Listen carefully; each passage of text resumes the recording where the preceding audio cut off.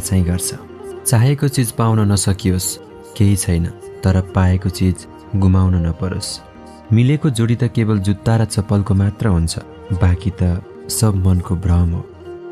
जिन्दगीको हात त हुँदैन, तर पनि कहिलेकाहीँ यस्तो थप्पड लगाउँछ कि पुरा जीवन याद रहन्छ। आफूलाई परेको छैन भने मान्छेहरूले अरूको समस्या कहिले बुझ्न सक्दैन।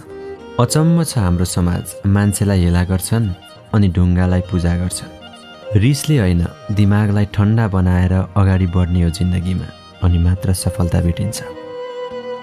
धेरै समय तपाईँ टाढा हुनुभयो भने मान्छेहरूले अर्को खोज्छन्, तर तपाईँको खोजी कसैले गर्दैन। जिन्दगी कहिले समाप्त हुन्छ थाहा छैन, तर पनि भन्छु जिन्दगीभर साथ दिन्छु।